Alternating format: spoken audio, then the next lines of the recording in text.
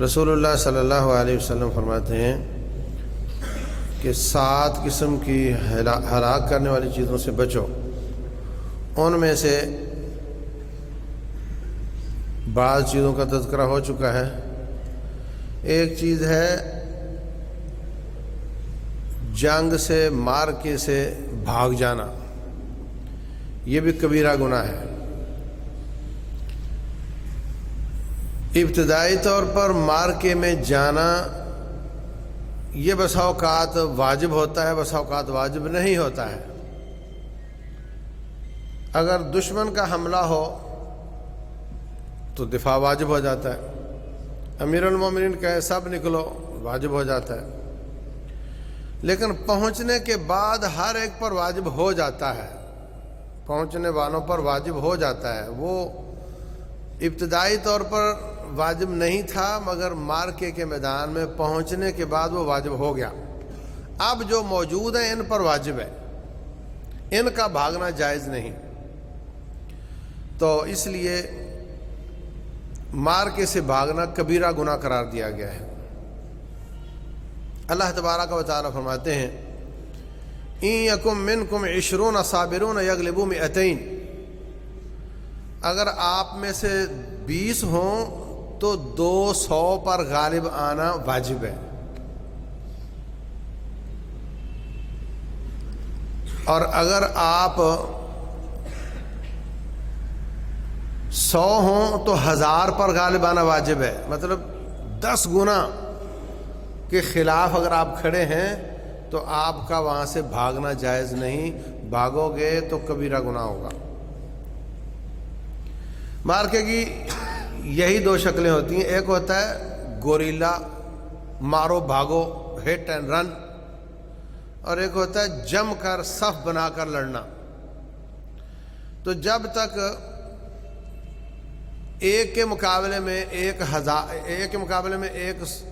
10 ہوں، ایک کے مقابلے میں 10 ہوں، 10 گنا، اس وقت تک کہا جم کر لڑو. اگر 10 سے بھی زیادہ ہو جائیں تو پھر آپ بھاگ سکتے ہیں وہاں سے، اور وہ آپ کا بھاگنا جائز ہوگا. پھر اللہ تعالیٰ فرماتے ہیں الآن خفف اللہ علیکم. اب اللہ تعالیٰ نے تخفیف کر دی ہے. تخفیف کیا کی ہے کہ اب اگر ڈبل ہیں، اگر آپ 20 ہیں تو 40 کے مقابلے میں، 100 ہیں تو 200 کے مقابلے میں، 1000 ہیں تو 2000 کے مقابلے میں کھڑے ہیں تو آپ کا بھاگنا جائز نہیں. بھاگو گے تو کبیرہ گناہ ہوگا. اور اگر دشمن کی تعداد ڈبل سے بھی زیادہ ہے تو پھر اگر بھاگو گے تو وہ کبیرہ گناہ نہیں ہوگا. یہ اللہ تعالیٰ نے بعد میں آیت نازل فرمائی. غزوہ موتا میں حضرت خالد بن ولید رضی اللہ تعالیٰ عنہ ان سے پہلے 3 کمانڈر بنے. عبداللہ بن رواحہ، جعفر طیار رضی اللہ عنہم، حضرت زید رضی اللہ عنہ. تینوں باری باری شہید ہوئے تو پھر حضرت خالد بن ولید بنے. بخاری شریف کی حدیث ہے، کہتے میں نے 9 تلواریں توڑی ہیں ان کی کھوپڑیاں اڑاتے اڑاتے. 30,000 کا مقابلہ تھا. کتنے لوگوں سے؟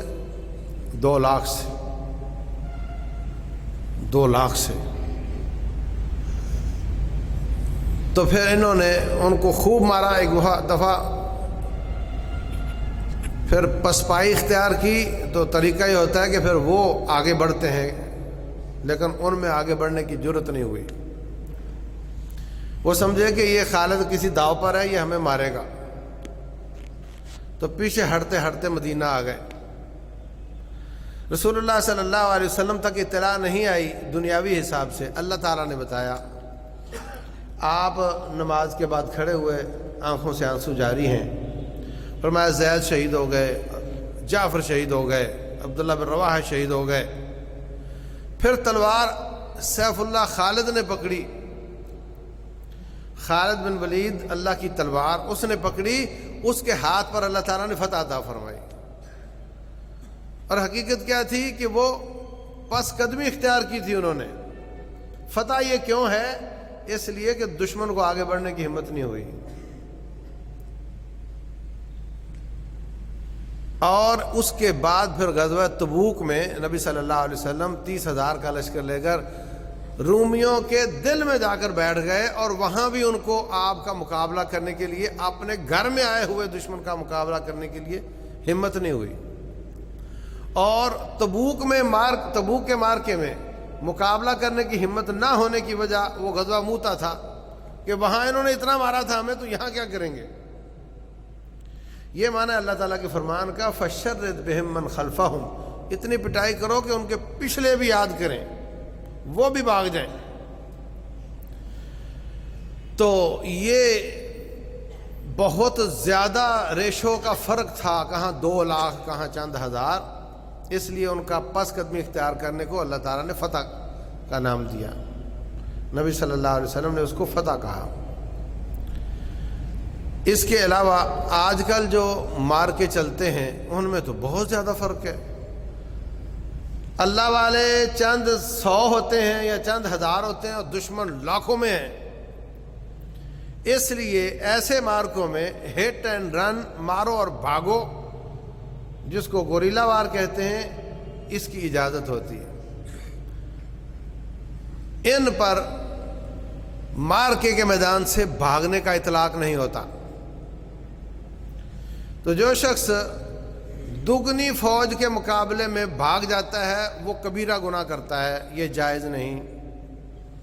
جیسے عبداللہ بن ابی احد کے مارکے میں 300 لوگوں کو لے کر واپس آ گیا تھا، یہ کبیرہ گناہ ہے۔ تو ہلاک کرنے والے تباہ کن گناہوں میں سے ایک یہ ہے، لیکن اللہ تعالیٰ سے بعد میں توبہ کرے۔ پھر ایک اور بات سمجھو کہ اگر وہ بھاگ کر اپنے ہی امیر کے پاس آ جائے، مارکے سے بھاگا اور گھر نہیں گیا، پیچھے اپنے ہی امیر کے پاس آ گیا، تو بھی وہ فرار نہیں سمجھا جائے گا۔ حنین کے موقع پر ایسے ہوا تھا، مسلمان زیادہ تھے، کافر کم تھے، تو درہ تنگ تھا، دونوں طرف سے پہاڑوں سے بارش کی طرح تیر آئے کہ جہاں انسانیت کی بس ہو جاتی ہے، تو صحابہ کرام بے بس ہو کر ادھر ادھر ہو گئے۔ نبی صلی اللہ علیہ وسلم سفید کھچر پہ سوار تھے، آپ نیچے اترے اور پھر پیدل لڑنا شروع کیا اور فرمایا انا النبی لا کذب انا ابن عبد المطلب، میں نبی ہوں، کوئی جھوٹ نہیں، اور میں ابن عبد المطلب ہوں، اور میں کوئی نیچ ذات کا بھاگنے والا کمینہ نہیں ہوں۔ آپ نیچے اترے اور پیدل لڑنا شروع کیا، مقابلہ کیا، پھر جو آپ کے ساتھ ساتھی پھر اعلان کیا، آوازیں لگائیں، پھر وہ آنے شروع ہو گئے، آ کر کے بڑے پریشان، کہتے جی آپ ہمارے لیے استغفار کریں، ہم تو بھاگ گئے تھے۔ فرمایا یہ تمہارا بھاگنا نہیں، میرے پاس ہی آئے ہو نا، یہ تو ایک پینترا چینج کرنے والی شکل ہے، الا متحرفا لقتال و متحیزا الی فئہ وانا فئتکم، میں تمہارا امیر ہوں، تم میرے پاس ہی آئے ہو، اس لیے یہ بھاگنا تمہارا نہیں ہے۔ اللہ تعالیٰ اس پر مواخذہ انشاءاللہ نہیں کرے گا۔ تو اگر بالفرض حقیقتاً بھاگ گیا ہو مارکے سے، تو بھی اللہ تعالیٰ سے توبہ کرے تو اللہ تعالیٰ اس کو معاف کر دیتا ہے۔ اور رسول اللہ صلی اللہ علیہ وسلم فرماتے ہیں جو استغفر اللہ الذی لا الہ الا هو الحی القیوم واتوب الیہ، یہ دعا پڑھتا ہے، اللہ تعالیٰ اس کے سارے گناہ معاف کر دیتا ہے، اگرچہ وہ مارکے سے بھاگا ہی کیوں نہ ہو۔ تو یہ دعا ہمیں روٹین میں پڑھنی چاہیے اور اللہ تعالیٰ سے اپنے گناہوں سے توبہ کرنی چاہیے، استغفار کرنا چاہیے، اللہ تعالیٰ ہمیں معاف فرمائے۔ واللہ اعلم وصلی اللہ وسلم وبارک علی نبینا محمد۔